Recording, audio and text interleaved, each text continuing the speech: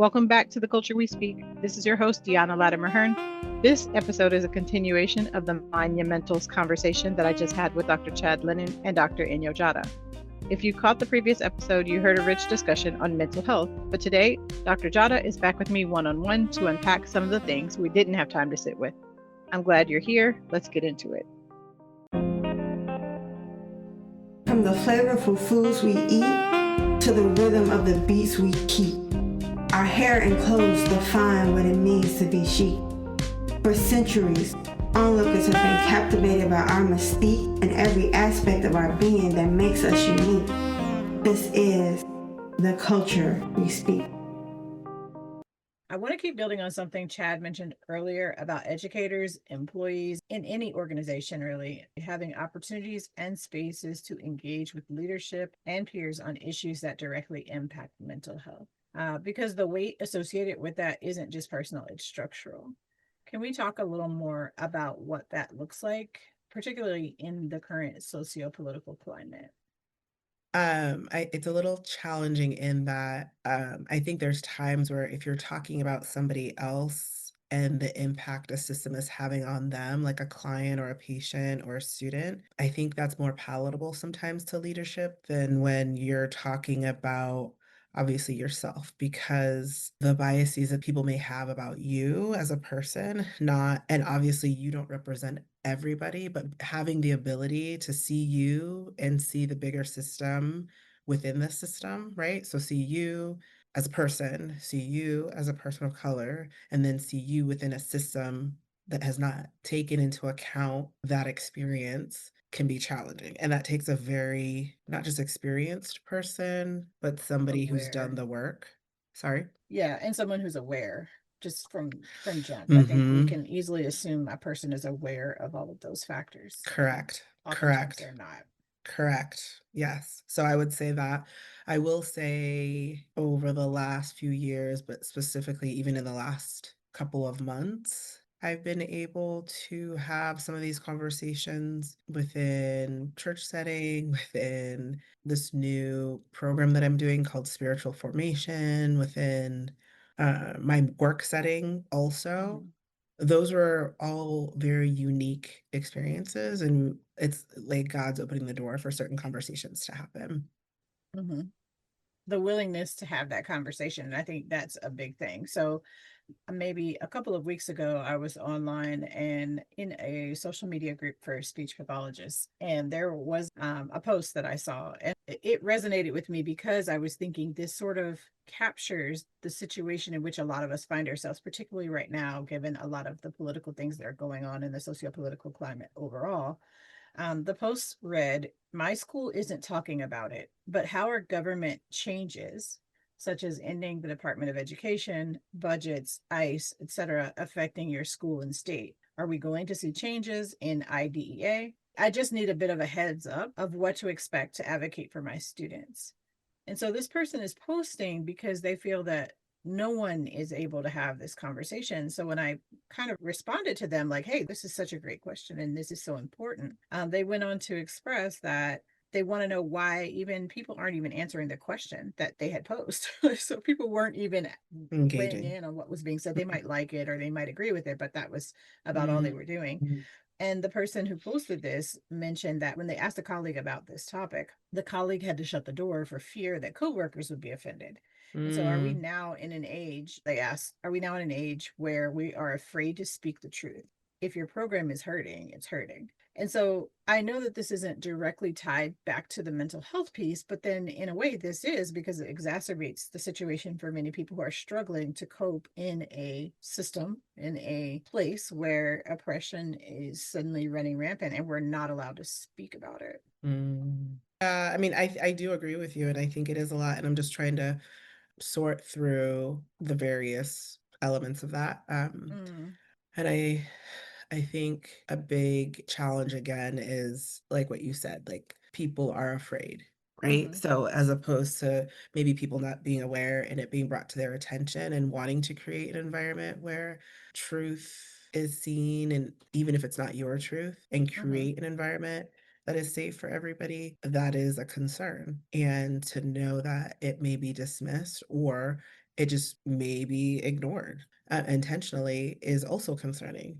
because that is a power dynamic. And when there's a power dynamic at play within professional systems or, educational systems, any system that's supposed to elevate everybody, it can't be done well, and only certain people will be able to thrive.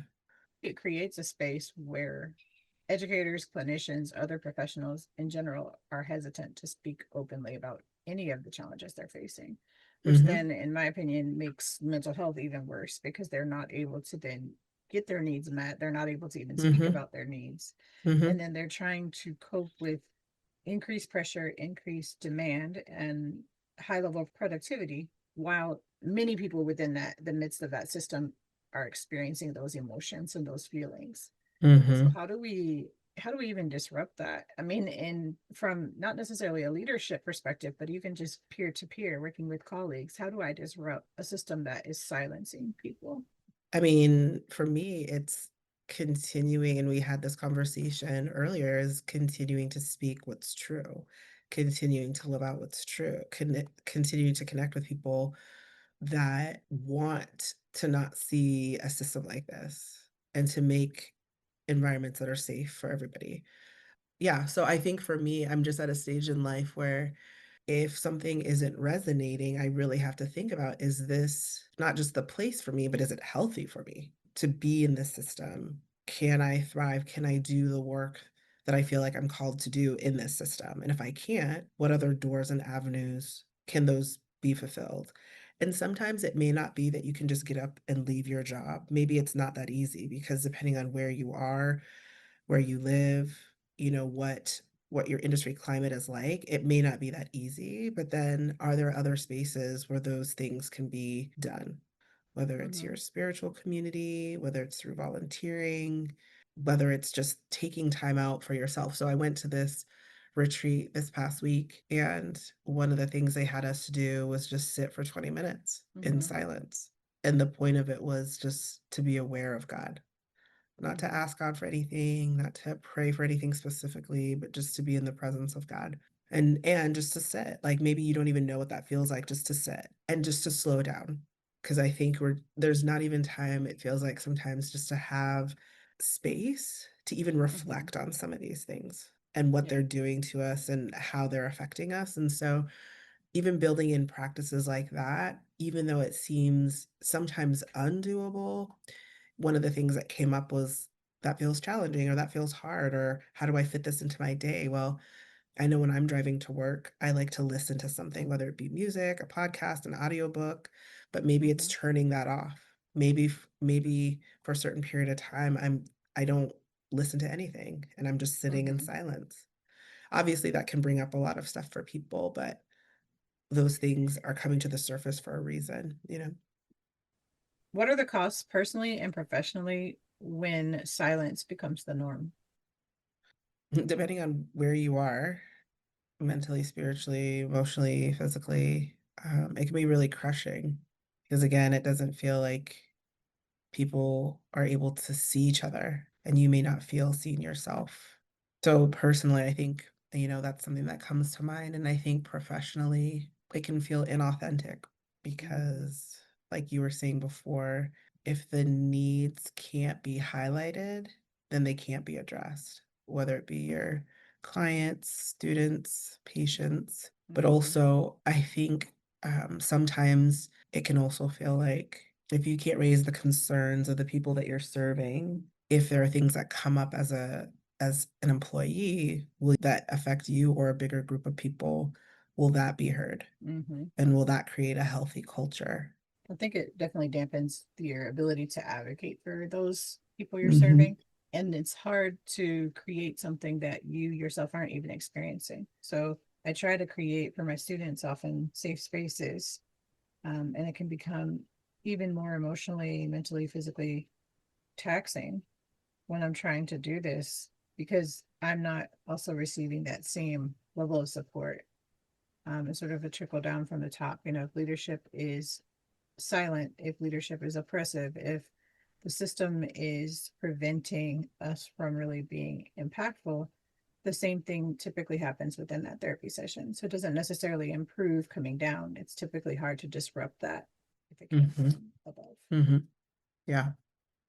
And so I think that's what we run the risk of when we're stuck in silence, and when we accept that silence, that, you know, a lot of times we hear the phrase silence is violence, and we often overlook what that means, but it does perpetuate violence and harm for specific communities if their voices aren't heard. Mm-hmm.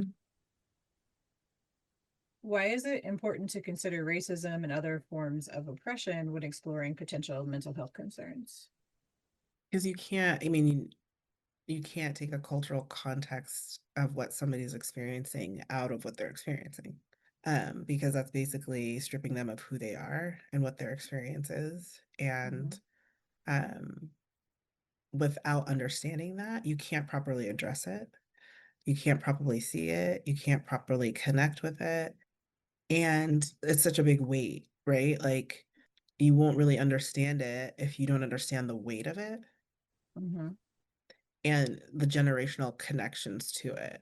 So it's not just that it's happening now. The fact that it started so long ago is like it's almost compounded in some ways, Mm-hmm. because it's still here and it Definitely. comes in different way and it cuts in different ways. So Yeah, oftentimes the tools that we might have used in the past to overcome those situations, they may not have evolved with systems, and they can lead to further oppression in the future. And mm-hmm, what comes to mind is mm, a post that I recently saw online. So Dr. Raquel Martin is a licensed clinical psychologist, professor, scientist, and podcast host, and she often discusses issues around Black health and well-being.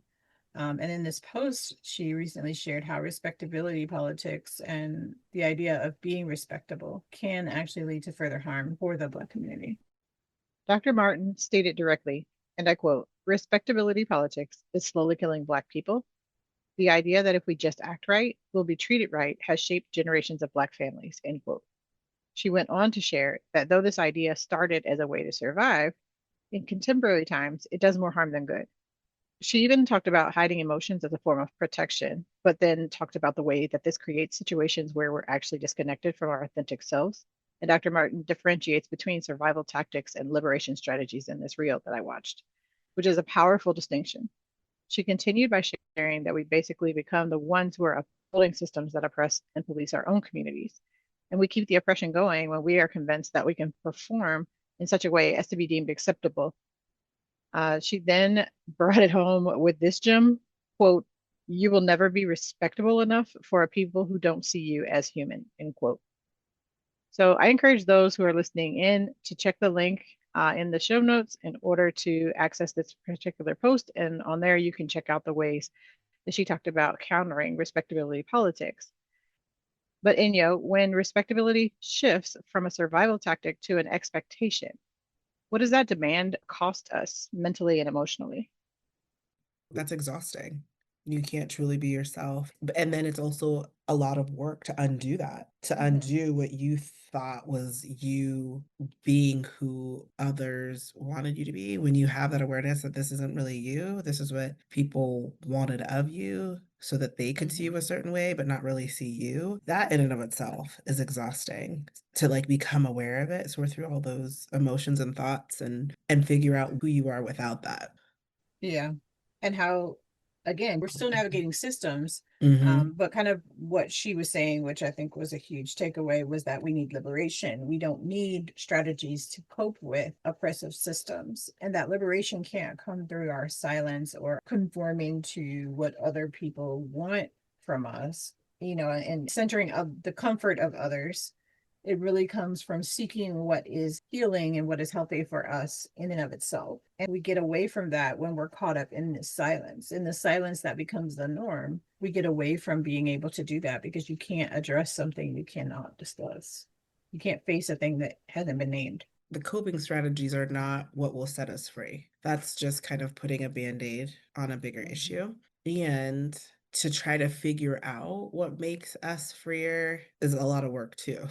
Like, because you don't know what you Girl. don't know. So that's also a big challenge. But I think collectively, when people start sharing their experiences in a safe space with each other, then it's kind of like, okay, it's almost like when you're in it yourself, it's hard to see what to change. But when you see other people who are like you dealing with it, like you're able to just see things that you weren't able to see with your own experience. And that's where I think sometimes the innovation can come from that collective conversation. I have another question about that then. What role can leadership play in creating safer spaces for honest dialogue? And I know that first they have to be aware and willing to have conversations, as we've already mentioned, but what role do they play in that? Again, not being threatened by people having the conversation and needing a space to have that conversation. So, in the retreat that I just went to, there were like a quarter of us who identified as people of color. And it was clear that there was going to need to be a conversation within the bigger conversation amongst all the people who are involved, like who identified as people of color. And so some of the group went to talk to leadership about that.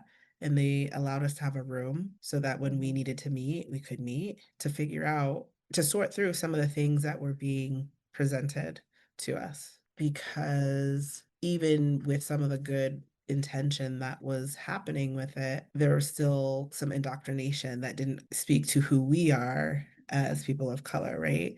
So the fact that we were able to collaborate with this group and they were supportive was really important. And that they're not threatened. Like there were times when, you know, in the Q&A section, people had things to say that they were like, this is hard for me. I don't know that I truly believe or understand this. And the leaders, again, were not threatened. I think leading with curiosity is really important and not to like the defensiveness that comes up sometimes, I know is also part of what was taught and also the cognitive, in my opinion, what we talked about earlier, the cognitive dissonance in having to ignore other people's truth in order to continue to push your truth forward. When people aren't in that mentality, in that mindset, and they really truly want people to come together in a dynamic, fruitful way, then the threat and the defensiveness isn't part of that conversation. So, how do we build community when solidarity can be seen as risky? Because you're mentioning, sort of these community building opportunities and how important community is, but then certain spaces. But right now, it could be seen as being risky to go out and try to connect with people that have similar perspectives and experiences.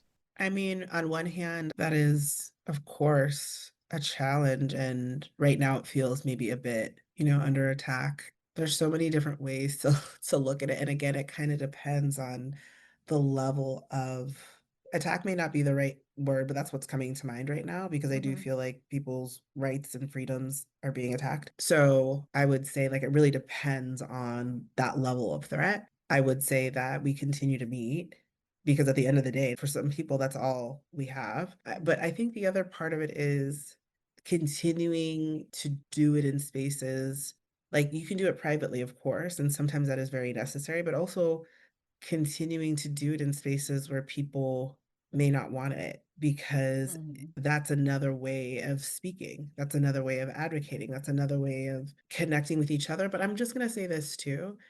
I do think that there are people who don't look like me who do want to connect also. Do you know that Mufasa song? If you want to go fast, go alone, but if you want to go far, go together. So that really resonates because this can't be done alone. And when I say that, obviously we're talking about coming together in solidarity, but also other people are going to need to be involved, right? In order to move things along. I'm not saying that we're not capable of doing things as a group No, alone. of That's course not what I'm not. saying. But I'm To be saying able to have collectively. lasting change. Correct. And I just think about like, I could go into my medical provider's office and be like, well, this is what I'm going to do with my health.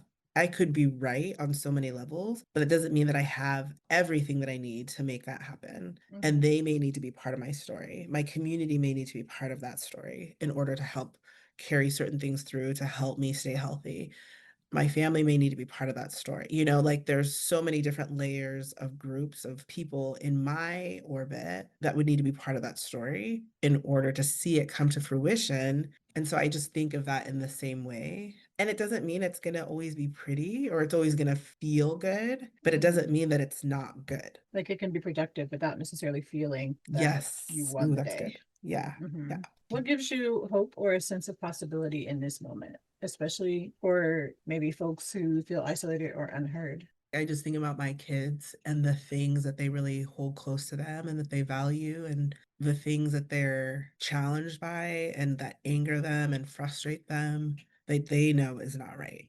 To know that they don't want to be complacent, that they want to see something different gives me hope. And that they have people around them who want the same thing, other kids who want the same thing that don't necessarily look like them, is hopeful. And I would say too, like, the kids and I went to the gym the other day and we were just doing our own thing. And as the girls were running around the track, I was just sitting on this chair, and this lady had just finished her workout. And I didn't know her, but she came over and sat next to me, and she was Spanish speaking. She's from Mexico, and she just started talking to me and asked me my name and said that, your kids are so precious. And she's speaking her little English and then Spanish, and I'm speaking my little Spanish and a little bit of English. And it was just so interesting. One, I was like, I wonder how she's feeling right now. Like, does she feel safe? Does she feel seen? And she was just asking me these questions, like wanting to know where I was from. And she was commenting on how beautiful she thought the girl's hair was. And she was like, I have long, thick hair and I like to braid it, but it never looks like that. It looks so pretty. What I was sensing from our conversation is she's married. She came here because of her husband's work, but she doesn't have kids herself. It seemed like that was something that maybe was important to her. She was asking me, when do you come here? How often do you come to this gym? And so it seemed like she's looking for connection, right? And to me, it's like I was not expecting that conversation. I was looking for that conversation. Of course, I was open to it, but something about just how people are coming together in this moment to look for community and to sometimes put themselves out there to create community during this time is giving me hope. And just even that day in particular, I don't know what it was about that day. I felt like I would be out and about and I would see people of color, people who look like me, people from other parts of the world. It's like you just have this, like, I don't know what it is, like just this connection. Like, I see you. I felt like I was being seen at the same time. And it wasn't always intentional. It just kind of like was happening. And so I feel like there's this kind of spiritual thing that's happening where people do know what is under attack and they don't want that. And they want true connection. They want peace. They want love. They want harmony. And how do we create that? And sometimes it's in those little moments, right? Like I walked away from that conversation, one, being surprised because I wasn't expecting it, but two, feeling grateful because she was willing to share a little bit of herself and she was inviting me to share a little bit of myself. And she wanted to continue the conversation. Clearly. She wanted that conversation not to stop there, but like, hey, I hope we get to see each other again next time and connect again. And so that gives me hope. Yeah, there's such a need for the human connection in that way. And we've gotten away from that to some degree. And so similarly, I've been encouraged by looking for oftentimes the helpers. I know that's something that Mr. Rogers talked about years ago. Looking for the helpers and what the people who are trying to build or to protect or to support other people are doing, and to be encouraged in that, because that's not always the uplifted message or the images that we see when we turn on social media or on the news or anything else. It's often the opposite. And so when you look for those people who are building community, who are trying to be supportive to those around them, that's always encouraging to me. Part of it also is, I saw a shirt the other day. I always shop for fun shirts that have really cool messages. And one of them said, "Don't make me repeat myself." And it was, the quote was given to history, right? And I was like, part of this is discouraging because it feels that history is repeating itself in many ways. But in some ways, that also means that the solidarity and the community and the movements that came together to overcome the challenges of the past, we do still have a playbook to some degree. And I know that the plays have changed and things have evolved and the situation is different, but we have walked through this in the past. And those of us who know our history are able to then say, here's another way of looking at this and another way of addressing and overcoming this because it's been done before. So for me, that often gives me hope, not that we're headed backwards, but that progress was made before in oppressive systems. And as we sort of move in a way that feels like we're headed in that direction, we can still be encouraged in that we've overcome it in the past, so we can overcome it again. Do you have any final thoughts you'd like to share before we wrap up? I think I have a lot to think about based on our conversation. I don't know.